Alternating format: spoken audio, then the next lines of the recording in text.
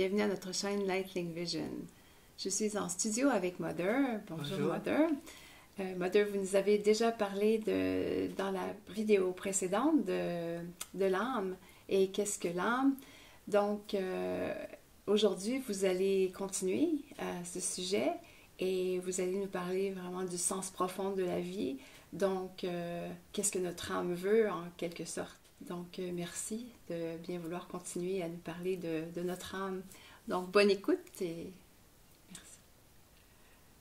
Le monde de l'âme, comme je viens de dire dans la première émission, est un monde qui est peu connu au quotidien à l'intérieur de l'être humain, parce qu'on a tendance à vivre dans notre conscience, dans le plan physique, dans le monde des apparences.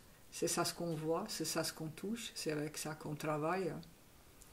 Les êtres qui s'y trouvent, qui sont visibles, en font partie aussi.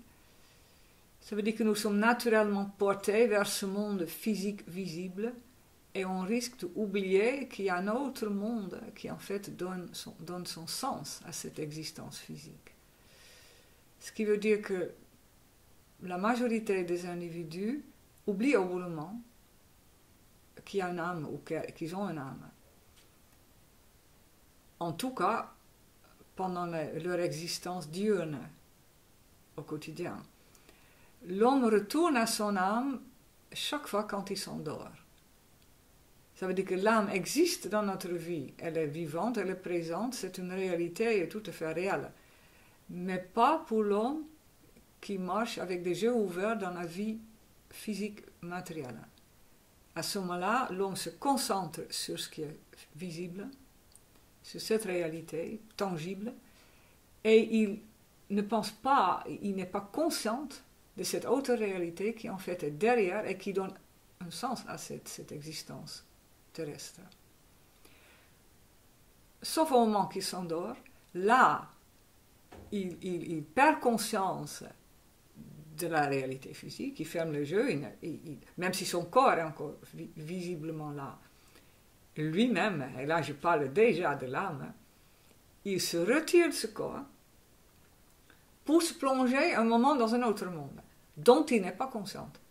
Et là tu vois déjà la dualité. Ça veut dire qu'il est conscient quand il ouvre les yeux de ce monde physique visible, mais quand il s'endort, il n'est. La plupart du temps, la plupart des individus ne sont pas conscients qu'elles vivent de l'autre côté. Et les seules réminiscences, les seuls souvenirs qui leur restent de ce vécu, et ce n'est même pas encore complètement ce vécu-là, parce que les seuls souvenirs que l'on a, c'est les rêves. Mais les rêves concernent la plupart du temps déjà le lien avec l'existence terrestre. Les images des rêves sont les images de ce monde physique terrestre, à travers les yeux, la plupart du temps, de la nature inférieure de la personnalité. Mais ça, c'est un sujet pour une autre fois. On peut donc dire que le monde de l'âme, auquel l'être humain touche quand il s'endort, il n'en a que très peu de souvenirs, sauf des bribes de rêves, et encore, comme je viens de dire, la plupart du temps, ça ne concerne pas l'âme. Ça concerne déjà son existence terrestre. Ça veut dire que l'âme, pour l'homme, reste une énigme. Pourtant, on peut apprendre à redevenir consciente de ce monde, de cette réalité qui existe dans chaque être humain, en nous, le monde de l'âme. Mais ça nous oblige d'essayer de voir cette existence physique autrement et de le comprendre comme un moyen d'arriver à quelque chose et pas comme un but. Ça veut dire que la personnalité humaine prend cette existence terrestre comme un but. Pour elle, je l'ai déjà dit dans la première émission, elle vit dans cette alternance sympathie-antipathie. Pour la personnalité humaine, elle aimera faire un maximum ce qu'elle aime, avoir ce qu'elle aime, faire ce qu'elle aime, vivre une vie qu'elle aime, être entourée par des choses ou des êtres ou des situations qu'elle aime. C'est ça son but sur la Terre. On peut aussi dire, dans un langage plus profond, obtenir ce qu'elle désire. Ça veut dire que la personnalité humaine, c'est un assemblage de toutes sortes de désirs des choses ou des situations qu'elle aimerait obtenir. Et maintenant, ça marche ou ça ne marche pas, au moins bien. L'âme voit les choses complètement autrement. Et pourtant, quelque part, elle vit dans le même monde. Ça veut dire que l'âme, notre âme, vit aussi dans cette existence terrestre. Mais elle y vit d'une autre façon. Et tout le cheminement humain est basé sur cette différence. La personnalité humaine s'éclate, on peut dire, ou essaie de s'éclater, de profiter au maximum de ce monde physique, visible, matériel, avec tous ses avantages, et aussi des avantages, mais ça, elle essaie d'éviter. Tandis que l'âme le voit simplement comme un but de faire une expérience et d'apprendre, de devenir plus sage, de devenir plus consciente, d'acquérir une richesse d'ordre intérieur. On peut dire une sagesse ou une conscience. Tandis que la personnalité en nous ne tient pas compte de ça du tout. Elle veut son bien-être physique et psychique. Et ensuite, ça fonctionne ou ça fonctionne moins bien. C'est tous les critères qu'elle possède. Et comme j'ai dit déjà dans la première émission, si tu observes le cours de la vie humaine, tu vas automatiquement voir que là aussi, il y a quelque chose de très intelligent et de très frappant. Si au moment que tu nais en tant qu'être humain, dans ton petit corps de bébé, dans ce monde, tu es dans la réalité physique, tu sors, on peut dire, du monde de l'âme, mais pour beaucoup c'est un point d'interrogation. Tu plonges dans le monde physique, dans ton corps. Tu grandis. À partir du moment en fait que tu es plongé dans ce monde physique, dans ton corps humain, tu vas faire tout un périple. Et si tu observes bien, en fait, ce périple est censé te ramener vers le monde de l'âme. Maintenant, tout dépend si tu vois ta vie ou cette vie à travers les jeux de l'âme ou avec les jeux purement de la personnalité terrestre, humaine. Parce que si tu vois les choses dans la vie à travers les jeux de la personnalité humaine, tu vas voir que une fois que tu es né, tu vas avoir tout un processus de croissance jusqu'à ce que tu es adulte, 21 ans, 18, entre 18 et 21. Ensuite commence la vie d'adulte, et tu vas voir que jusqu'à 45 ans, tu as une vie biologiquement en expansion. Mais entre 40 et 45 ans, d'un seul coup, ça change complètement. Il y a un mécanisme d'un seul coup en toi qu'on appelle l'installation de la vieillesse. Mais ça, c'est le point de vue de la personnalité. Le point de vue de l'âme, c'est non, à partir de 25 ans, c'est l'appel de l'âme qui va se faire sentir à l'intérieur de l'être humain de plus en plus fortement. Mais si tu n'es pas au courant, tu peux dire qu'après 45 ans, la vie va devenir plus pénible, petit à petit. Pourquoi? Parce que tu ne peux plus t'éclater de la même façon comme avant dans cette vie biologique. Les femmes, au bout du monde, ne peuvent plus avoir des enfants. Les hommes perdent, bon, les femmes aussi, mais on perd ses dents, ses cheveux et tout ce que tu veux. Les muscles sont moins forts, tu commences à avoir des bobos avec l'âge. À 60 ans, c'est sûr que tu n'es plus la même personne que tu étais à 20 ans.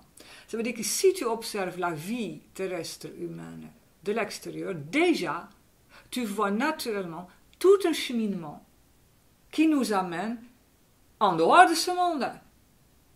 Parce que, comme je viens de dire, à 60 ans, tu ne fonctionnes plus physiquement de la même façon qu'à 20 ans.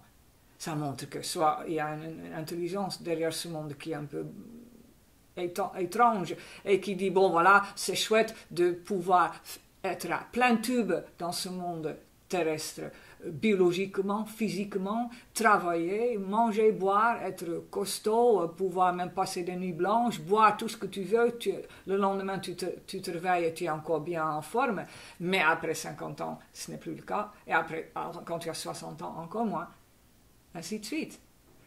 Tu peux dire que si cette intelligence qui a donné naissance à ce monde, si cette intelligence existe, elle est un peu étonnante, parce que ça tient 40 ou 50 ans et pas plus. Après, ça diminue. D'un seul coup, tu ne peux plus tout faire, tout manger, tout boire dans ce monde comme si tu avais 20 ans. Mais ça, c'est étrange. Pourquoi créer un monde terrestre dans lequel l'homme n'est pas éternellement jeune? Ça, c'est bizarre. Je veux dire, tu ne peux pas parler d'une intelligence cosmique si tu vois qu'au bout d'un certain nombre d'années, la créature humaine, d'un seul coup, ne peut plus jouir en optima forma au maximum de ce monde. Dans ce cas, soit ce monde doit avoir au fond un autre but, soit il y a une affaire qui cloche. Maintenant, actuellement, il y a beaucoup d'êtres humains qui essayent de prolonger malgré tout la vie, au point qu'ils peuvent continuer à en profiter un maximum physiquement. Mais à ce moment-là, ils doivent avoir recours à plein d'opérations pour rétablir physiquement tout ce qui commence à peiner. Donc tu arrives au bras bionique, le genou qui est installé artificiellement, n'en parlons pas de tout le reste. Mais si tu commences à faire ça, ce qui est possible avec la technique moderne, tu vas malgré tout voir que ça marche en partie. Comme si quelque chose dans cet univers ne veut pas aller dans ce sens, n'accepte pas que tu puisses rester jeune éternellement, physiquement. Donc avec tout ce que tu fais, sauf si tu deviens intégralement un robot, mais dans ce cas tu n'es plus un être humain. Ça veut dire que humainement parlant, quoi que tu fasses, au bout d'un moment, la vieillesse s'installe. Et avec la vieillesse, un point d'interrogation sur le sens de l'existence terrestre. Parce que dans ce coup, tu ne peux plus faire semblant qu'il n'y a qu'une seule réalité, la réalité physique terrestre, de laquelle dans laquelle je m'éclate et qui m'apporte le plus de jouissance possible. Et c'est pourquoi pour beaucoup d'êtres humains, la vieillesse est pénible. Sauf si on apprend, dès son jeune âge, à préparer cette phase. Quand tu es plus vieille dans la vie, plus vieux. Et ça, c'est le jeu de l'âme. Ça veut dire que tu commences à voir les choses autrement, à travers le jeu de l'âme, à avoir la vision de l'âme. Et cette existence prend une autre dimension. Ça ne veut pas dire que tu ne peux pas avoir ta vie biologique, des enfants, un travail, faire du sport, être bien dans ton corps, des exploits physiques de tout genre. Bien sûr, tu peux. Mais même ça peut acquérir une toute autre dimension, beaucoup plus intéressante, si tu vois les choses autrement. Un jour, j'ai lu dans un magazine un récit d'une femme qui avait fait bon, je ne sais pas si c'est un décathlon, je ne sais pas comment ça s'appelle, c'était avec un véhicule, un vélo tout-terrain. Voilà, un vélo tout-terrain, c'est ça. Et elle le faisait en Tibet. Et cette dame, son vélo craquait juste avant, elle avait encore une étape à faire, c'était sur plusieurs jours, et le dernier jour, son vélo avait une sérieuse panne. Et elle était tellement bien en route qu'elle pouvait même terminer première. Et le dernier jour, vlam, le vélo dans un creux qui n'aurait pas dû être là, tombe en panne. Et ensuite, elle a vécu, elle en parle, un processus très intéressant où elle se rendait d'un seul coup compte que tout ce qui avait compté pour elle jusque-là, c'est-à-dire gagner, avoir la première place, et juste le but de visible physique, la médaille de cette démarche, ça tombait en miettes. Elle ne pouvait jamais devenir première parce qu'elle est en plein milieu des montagnes tibétaines, il n'y avait pas à tous les 10 mètres quelqu'un pour aider, c'était vraiment une route sauvage, et tu termines ou tu ne termines pas.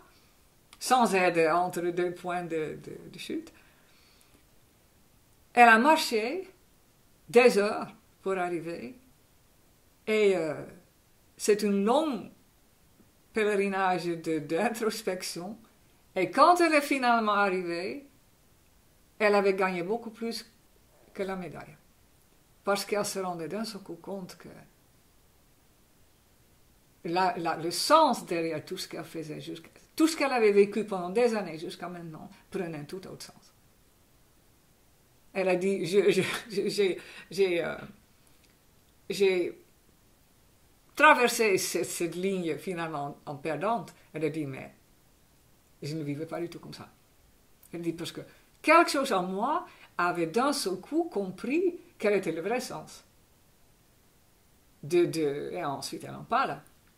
Ça veut dire que cette personne, à travers quelque chose qu'elle désirait au plus dans sa vie, cette médaille, ça lui a été enlevé.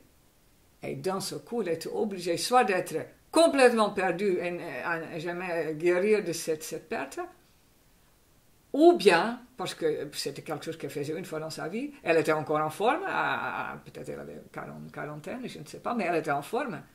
Mais elle savait que 10 ans plus tard, elle ne pouvait plus le faire. Parce que c'était très rude. Et de toute façon, ça ne sera pas pareil, parce que c'est à ce moment-là qu'elle le faisait. Elle se rendait compte qu'en fait, il y avait un tout autre sens derrière cet exploit.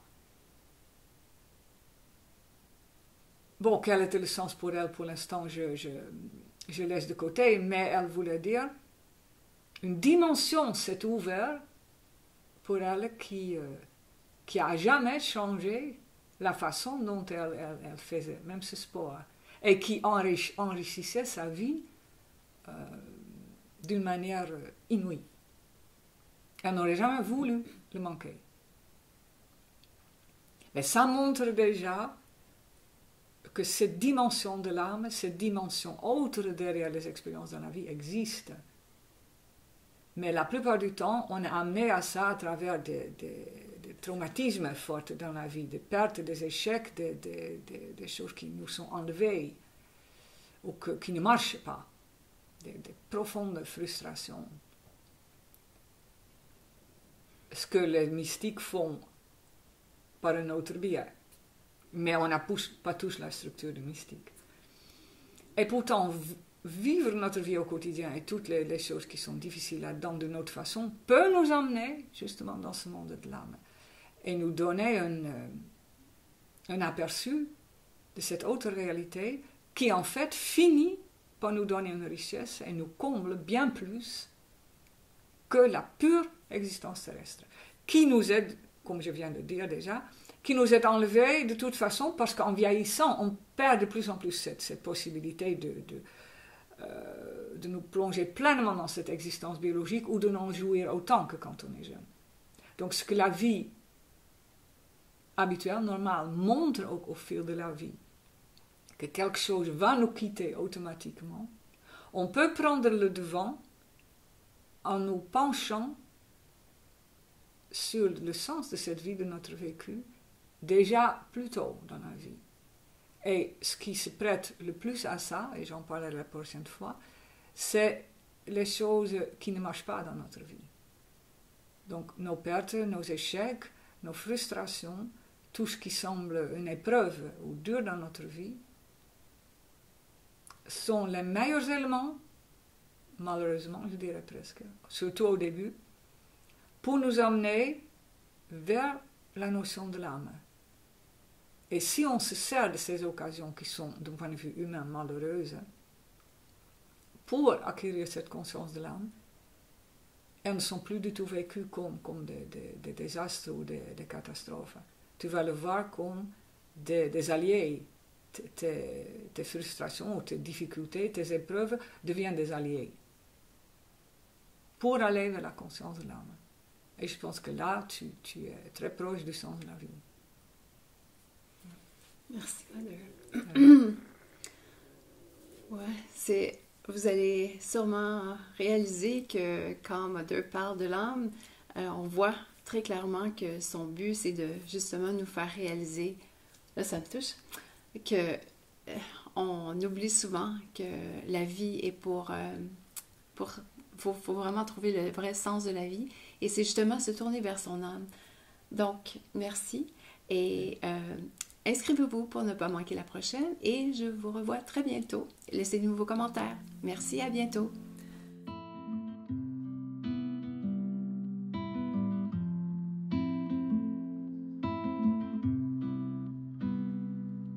Your whole life through, you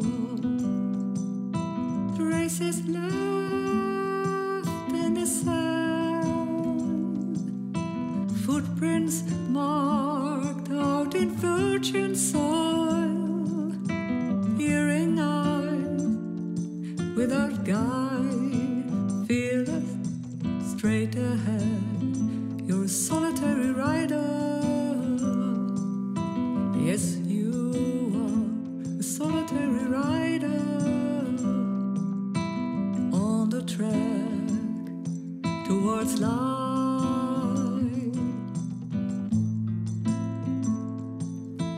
No one else but you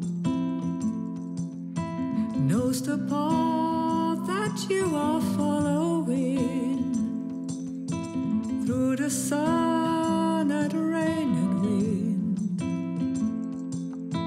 drawing lines at once in dust and time. You're a solitary rider,